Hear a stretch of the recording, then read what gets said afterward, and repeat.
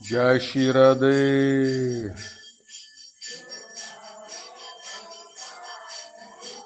Vyksta arati, garbina dievybės ir vėl apsistoję mes esam pas Bridžabasi. Labai draugiški žmonės, visur su malonumu priima, paklausia, ar nesi valkanas, ar pavalgęs. Šiandieną pietavome, tai Madgukari specialiai mums iškepė čepačių, su gy patepė, davė pickles, tai tokie aštrus prieskoniai. Pickles buvo mango pickles. Davė čiač, tai pasakos, vietinė kalba čiač vadinasi. Vėsios, o kada karšta yra, labai gerai atvėsina, troškulį numalšina. Ir taip skaniai mes papietavome šiandien su savo draugais. Praeitą kartą, užpraeitą tiksliau naktį, kur buvau apsistojęs, kur buvau Himalajuose, Gangotrėje Namunotri šventyklai, kur sakiau, kad mano tapkės iškeliavo, tai pasiskundžiau vietiniam tam babužių šventyklos ir vakare tapkės sugrįžo. Kaip nekeista. Tai va. Ir ką, dabar vėl turiu tapkės. Ir su tapkėm savo sėkmingai galiu keliauti, galėdama žiūrėti į laukus, kur jau baigė kviečiai subręsti ir gale mėnesio jau toj derlių nuiminės. Kaip tik dabar nuiminėja mustard derlių, tai lietuviškai čia bus mustard, garstyčias nuiminėja derlių. Ir visur dirba žmonės įsijuose. Kartais pagalvoju, kad gal per daug dėmesio skiria vietiniai maldininkams tokiems kaip aš ir kaip mano draugai, kurie eina šito piligriminį keliu, nes tiek dėmesio tau duoda, tiek meilės, šilumos. Sveikinas virusu, radai. Tiek pasisveikinimų nesu per visą gyvenimą girdėjęs. Ir tiek namaste sudėtų rankų, išreikštami tau pagarbą. Kažkaip net keista, kai tiek daug dėmesio gaunu.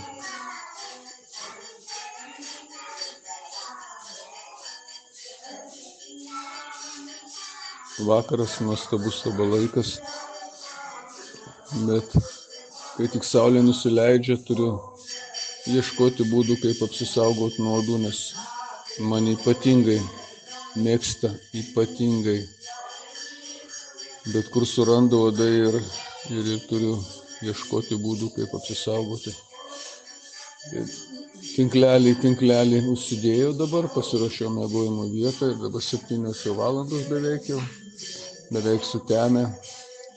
Ir pats tas uodų metas, tai sėdžiu po tinkleliu ir ramiai galiu savo paskaityti kažką, tai pažiūrėti ar praleisti laiką, dar porą valandų reisiu ilsėtis. Ekadašį labai smagiai tiesa praleidom, nes 15 diena buvo ekadašis šiandien Indijoje. Tai praleidom šventyklėlėje.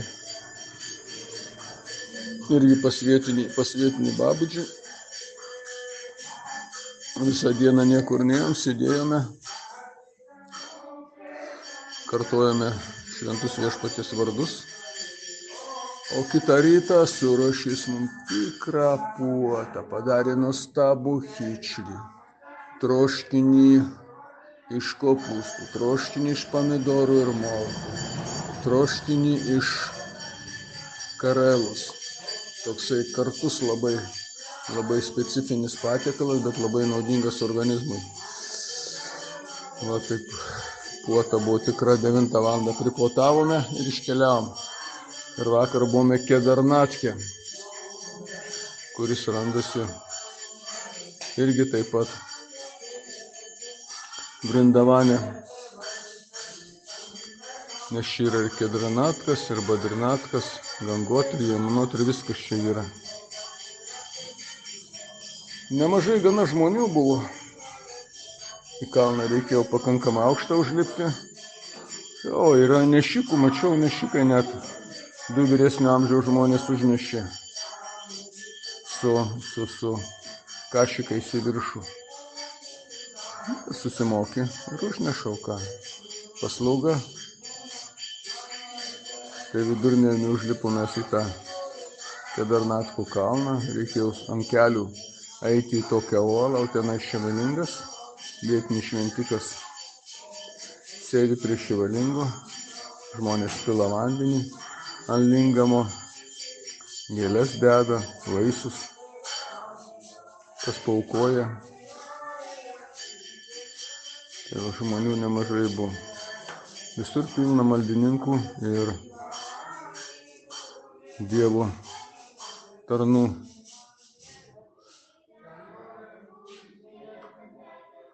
Gera diena buvo vakar.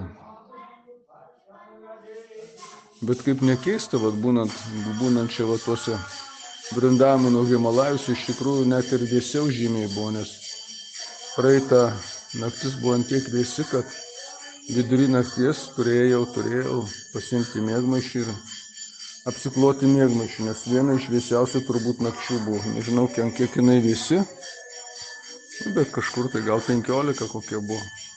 Nes visada miegame atvirame ore, tik tai virš galvos yra kažkas tai, stogas kažkoks tai.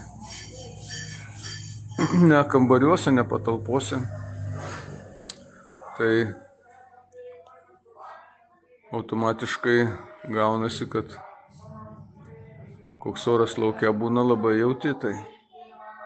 Bet iš tikrųjų smaigu, gaivus oras, geras oras.